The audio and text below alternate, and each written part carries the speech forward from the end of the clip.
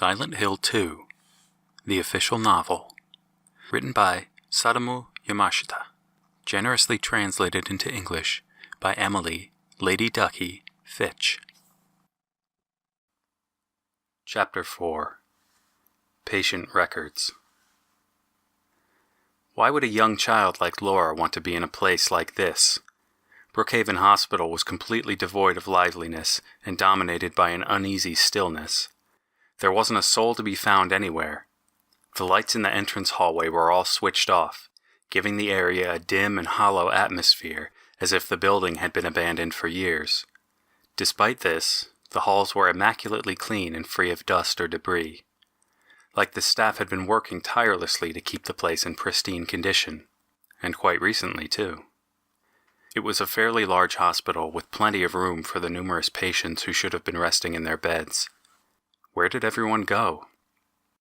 James began searching through the ward on the first floor with Maria huddled uncomfortably close. He caught the faint scent of Maria's perfume, bringing up guilty recollections of his late wife. Their search came up empty. Laura obviously ducked into the hospital because she knew they were on her trail, so it wasn't likely she would risk hiding on the first floor. Let's keep going. Okay. As they climbed the dimly lit staircase, James began to think. He had been so intent on catching Laura that he hadn't noticed before, but now he couldn't help but wonder why. Why hasn't Maria asked anything about Laura? She knew he was here to look for Mary, but he hadn't mentioned anything to her about the letter Laura was carrying. And despite this, she unquestioningly followed him on the hunt for the little girl, as if she knew that it was important. Even though she certainly seemed to be a nosy person, this seemed a little much, especially in a dangerous situation like this. Having reached the second floor, James absent-mindedly took a left when they came to a branching hallway. He stole a quick glance at Maria, who was still clinging nervously to his arm. If he was so worried about her motivations, why didn't he just ask her right now? He tried to form the words, but he kept hesitating, like he was afraid of saying the wrong thing. It was that uncertainty, among other unpleasant emotions swirling in his mind, that had always made speaking with Maria so difficult. It was so strange that, "Look out!" Maria's frantic cry shocked James out of his thoughts. She yanked him backwards, nearly pulling him off his feet as a long object swung through the darkness. The metal pipe that was clearly aimed to bash his brains out made a dull metallic sound as it met the linoleum floor mere inches in front of him. Whoever the attacker was, they meant business. The unknown assailant pulled its metal pipe off the ground and swung it again. But James was prepared this time, and he blocked the strike with his own pipe. The sharper, ear-piercing clang of metal hitting metal shot through the empty hallway, and the force of the impact sent a jolt of pain through James's arms. "Who are you?" James shouted through gritted teeth. With their weapons locked together, his opponent was forced to stumble closer into the flashlight's beam. The attacker had the figure of a human, enough so that it would appear perfectly normal from a distance, but at this close range its true nature was revealed. It was a monster in a white dress, masquerading as a nurse. The proof was its ugly face, swollen beyond recognition, and its gray, decomposing skin that gave it the appearance of a walking corpse. The odor it carried was repulsive, like rotting garbage. The creature's grotesque exterior concealed surprising strength, but its decaying body was still too fragile to fight for long, and it soon fell to the ground. "Hurry! Finish it off!" Maria shouted while standing at a safe distance behind James. What a silly thing to say. Of course he planned to kill this monster, and quickly too, as it was already trying to pull itself back to its feet with its weak arms. But if that's true, then why am I so reluctant? It's just a monster. Something that's going to kill me if I don't kill it first. But what if it really isn't? Could it really be a normal nurse who was just unfortunate enough to catch a disease from an infected patient? And now, driven to a state of madness, she wanders the hospital's halls, too scared and confused to tell if people are trying to help or to hurt her. And if anything was to be gathered from her appearance, she was probably suffering immense physical pain as well. If James looked at the situation in that way, it seemed almost pitiable. Then, at most, it would be a mercy killing, right?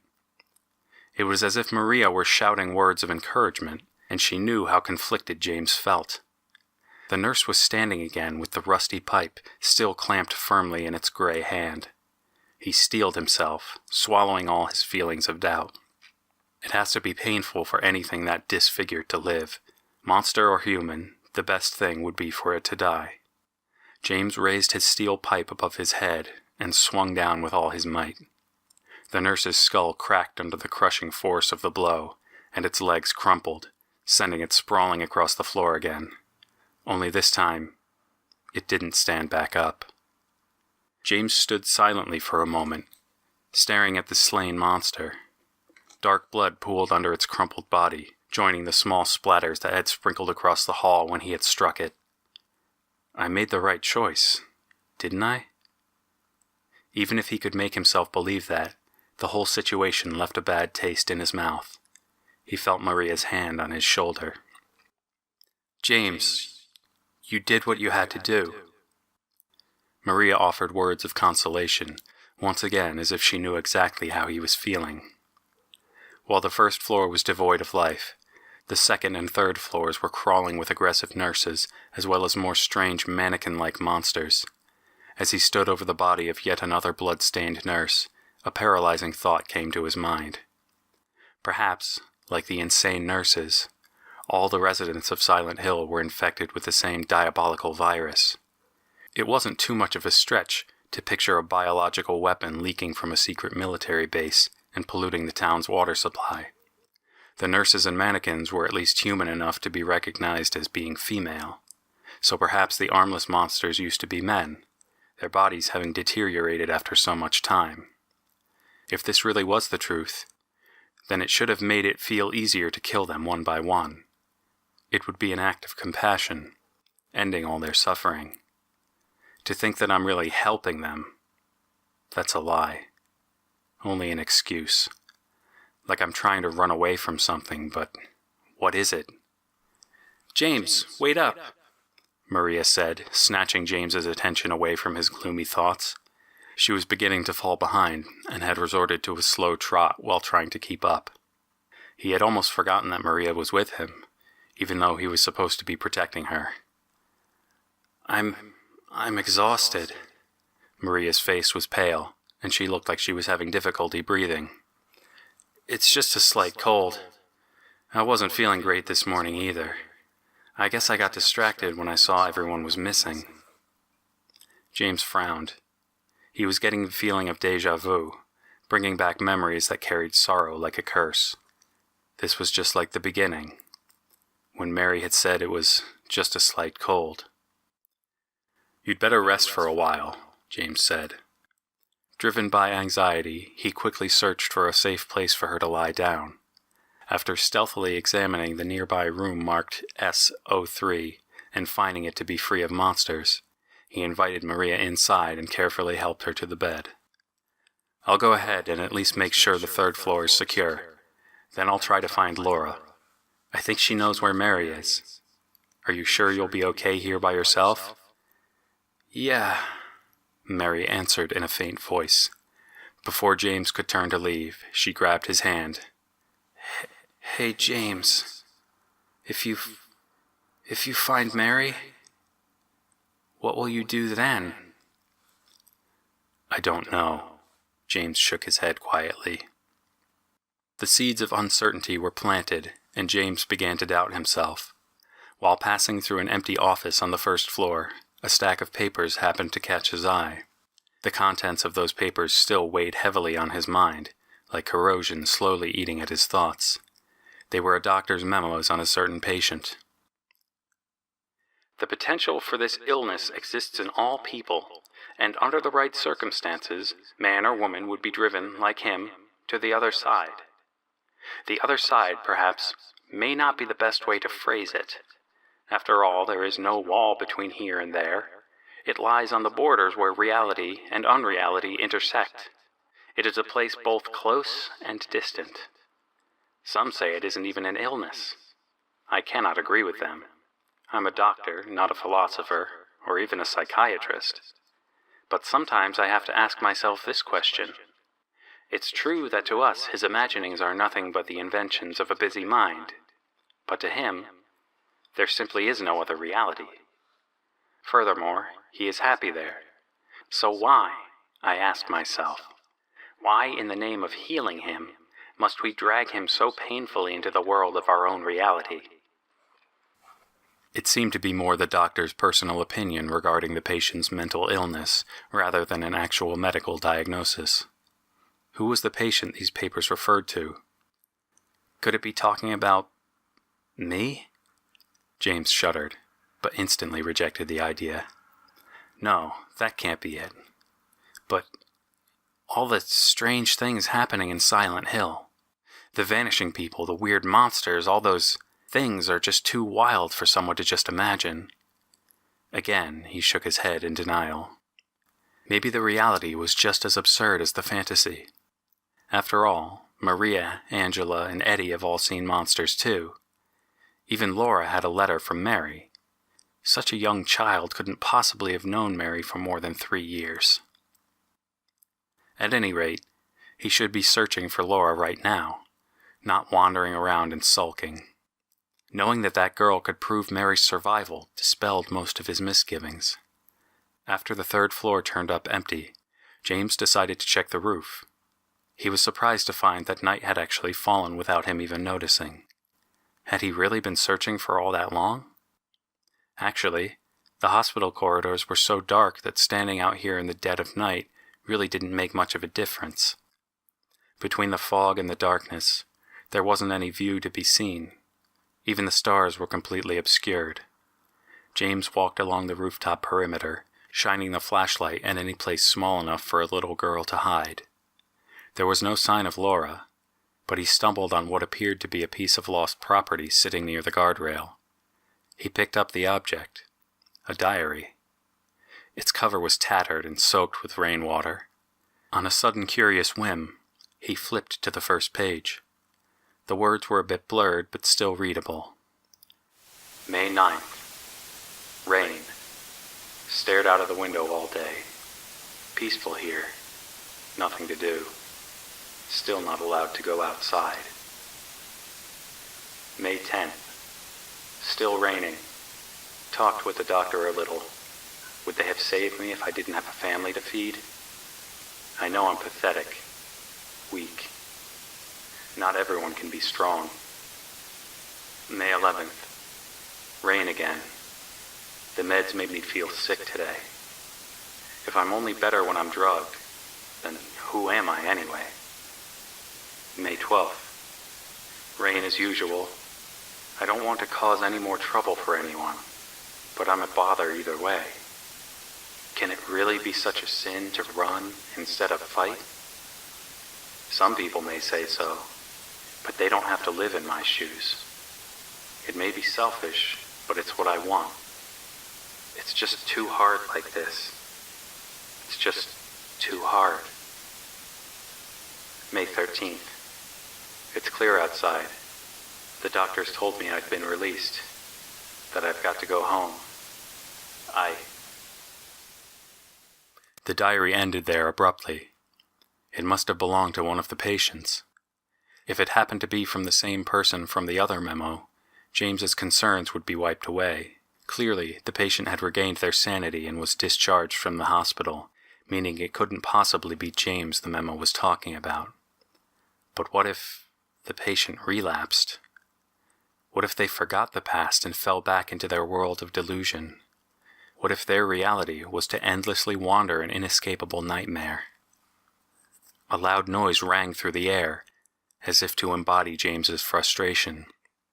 It was the grating noise of something metal scraping across the concrete of the rooftop, like someone was dragging something heavy. And even before James turned around, he knew who it was. "Come and get me, asshole!" James challenged, pulling his treasured gun from his belt. Unlike before, he felt no fear facing the pyramid monster, though his confidence came from the fact that he was able to repel the monster twice before. The biggest reason was that now He doubted the creature's very existence. There was no way this ridiculous bastard could be real. But could it really be just the product of an insane delusion? Either way, James was soon going to find out. Completely defenseless, other than the gun in his hand, he exposed himself before the imposing monster. If it was just a delusion, then that nasty hatchet would be nothing more than a papier-mâché toy. The hollow blade would pass right through his body without leaving a scratch. The monster sluggishly lifted its blade, aiming to slice its target in half. James's bravery faltered and he recoiled backwards, only to find a chain-link fence at his back, preventing any chance at escape. The fence's metal frame was rusted and brittle, and it began to creak under James's weight. All of a sudden, the structure gave way and tipped backwards off the roof, taking James with it. The blade of the monster's massive sword grazed the tip of his nose before he was swallowed by darkness and fog. For what seemed like forever, James lay in shock, staring up at the gaping hole in the ceiling. Chunks of debris and dust were scattered about the floor of the dark room. The roof here must have rotted enough for him to be able to fall right through it.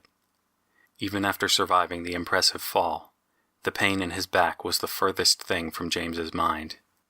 The pyramid monster hadn't followed him, meaning he was safe for a little while longer.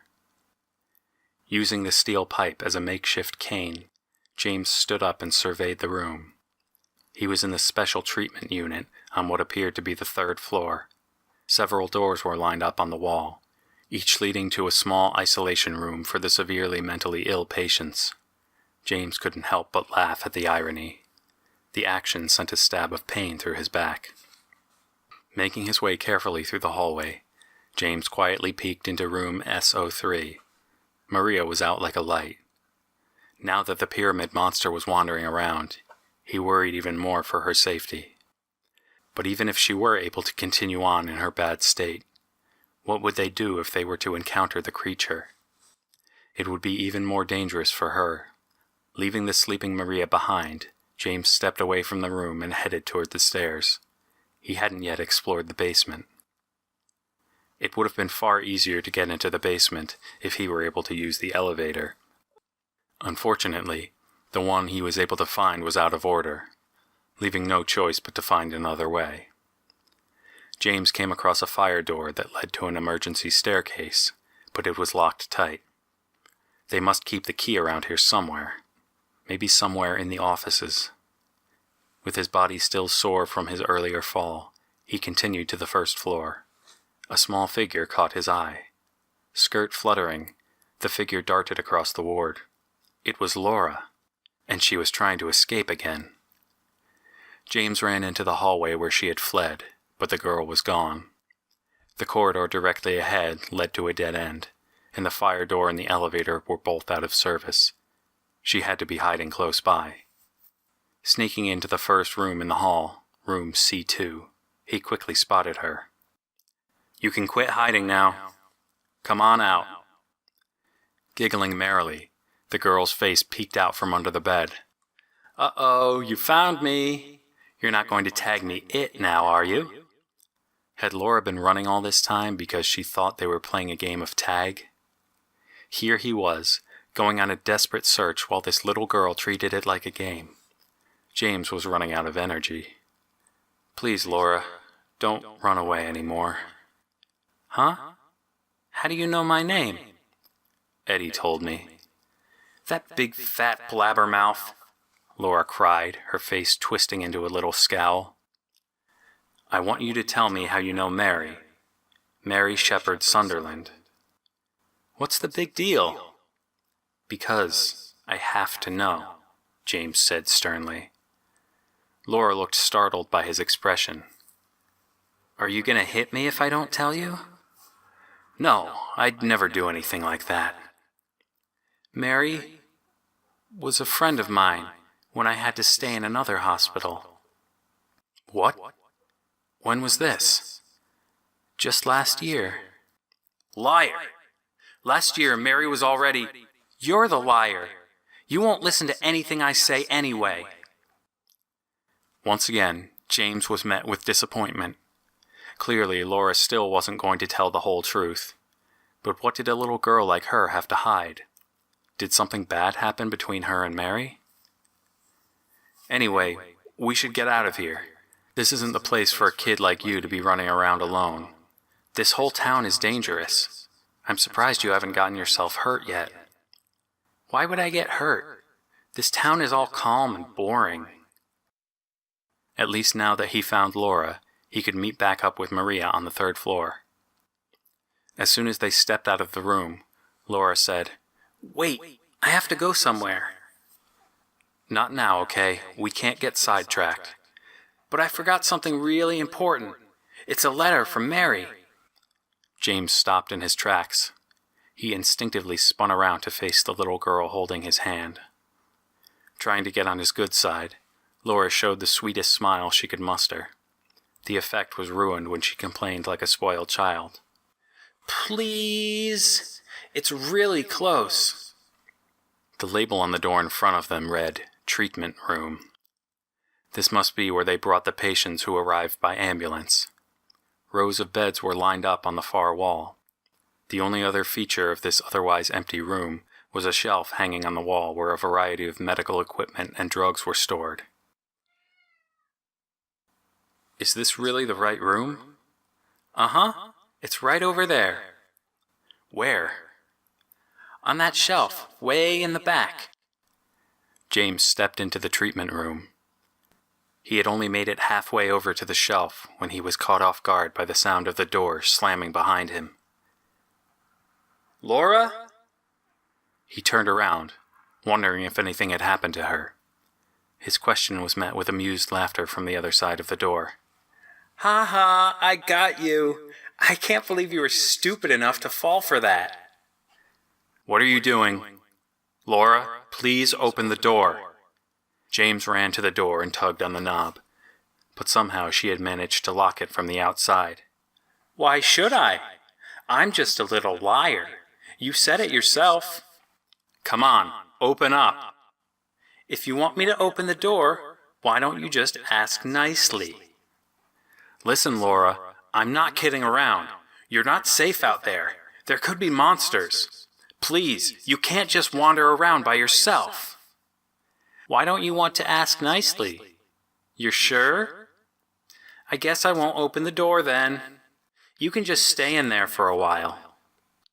A low, menacing roar rumbled from somewhere in the gloom of the treatment room. "Laura! Laura!" While pounding on the door, James grabbed the light from around his neck and frantically scanned the room. The ceiling. There was something hanging from the ceiling. "Open the door, quickly! Laura, open the door!" No matter how loudly he yelled or how hard he pounded, the door would not open. Laura must have gone off somewhere, leaving James trapped in here alone with whatever else was hiding in the shadows. He tried again to catch the creature in the flashlight beam. What he found appeared to be something in a large, dark, gray sack. Its movements were sluggish as it lazily moved its way closer. Its form was unlike anything James had ever seen before. A bizarre monster like a pendulum. Its body was a soft and flabby chunk of meat, like a half-digested human, suspended from the ceiling by a metal rectangular frame. It was nothing but a fleshy mass of decaying skin and muscles, melting away to reveal the twisted black intestines underneath. Deformed arms and legs jutted out at odd angles from the wrong places. From the darkness emerged two more of the repulsive creatures, surrounding James on both sides, slowly inching closer. Grim as the situation looked, James struggled to keep calm. He just needed to focus on fighting. He just needed to stay alive. It would be impossible to fight them off with the pipe. Their bodies were too well protected by the cage-like frames. He would have to use his gun. The thought of using up his precious bullets filled him with dread. He really should be saving them in case Pyramid Head appeared again. But then again, having extra ammo wouldn't do any good if he died now. James opened fire on the three creatures, making sure to divide his remaining ammo equally. Even being trapped in a dark room surrounded by monsters, The emotion he felt more than fear was anger towards Laura. He had to get out of here alive, if only to punish that evil little brat. Driven by this immature rage, James's carefully aimed and controlled gunshots turned to wild and almost random firing. Die! Die, you fucking piece of shit monsters! As the bullets pierced the ugly lumps of meat, spurts of blood scattered through the air and splattered across James's face. He looked like a demon. All his rage and excitement along with the smell of blood swirled together, and he began to feel dizzy. James! It was the cold whisper of a female voice. It was so soft that it seemed to be coming from inside his head. James! His consciousness blurred and faded into darkness.